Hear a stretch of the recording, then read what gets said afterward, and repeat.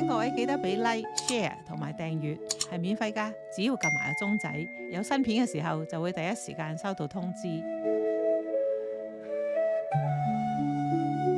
喺身在此山053嗰集提到，本拿比升格做城市嘅歷史唔算長，只係得33年。但係其實嗰個地區早於1850年已經有歐洲移民嚟到，到處都保留住唔同嘅歷史痕跡。所以行完呢一哩，如果仲有精力，又想了解多啲本拿比嘅歷史，咁就不妨去行下附近嘅 Burnaby Village Museum 本拿比民族博物館啦。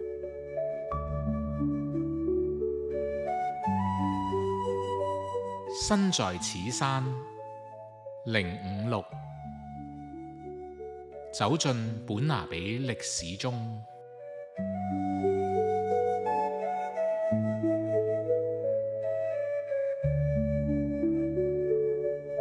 Burnaby Village Museum 嘅格局同 Fort Langley 有啲相似，都係保留住一座座舊式建築物，重現當年嘅情景。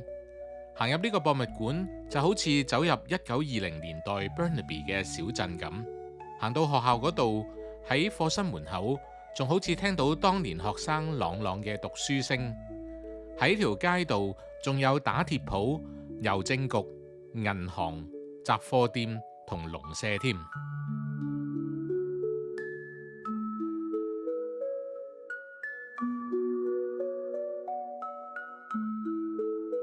最吸引我嘅係嗰間中藥店，一格格嘅白紙櫃，好似仲聞到陣陣藥材味。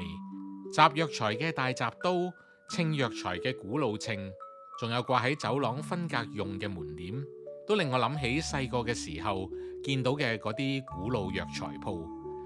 最好玩係旁邊仲擺咗張麻雀台，雖然啲麻雀係假嘅，但係俾我哋知道嗰陣時已經有唔少華人住喺 Burnaby， 而且仲係幾中意打麻雀嘅添。唔怪得啲人話打牌係華人傳統，仲話麻雀係國粹添啦。博物館仲會安排互動嘅體驗同工作坊，俾參觀人士可以學下舊時嘅工藝同生活方式。不過嗰日就唔見，淨係見到打鐵匠喺度示範，佢好似仲落力過 Fort Langley 嗰位喎。Is that safe to touch at all? Oh no! Oh, you see how you bend metal? That's how you bend metal, by heating it up. 呢間博物館唔係全年開放，除咗每年5月到8月之外，就要到11月至1月先會開放。想去最好上網查下先，佢最好就係免費入場。每年近聖誕，博物館就會亮燈。想過一個 Heritage Christmas，就一定要去嗰度感受下啦。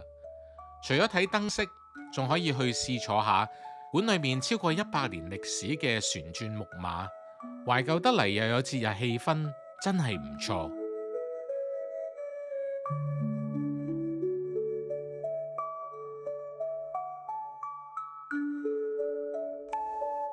呢個民族博物館嚴格嚟講應該係一條村，但係佢唔係嗰種好假嘅集古村，佢真係保留咗以前嘅一個社區，而且還原翻佢嘅本來面目，展示出上世紀20年代 Burnaby 某條村嘅人點樣生活。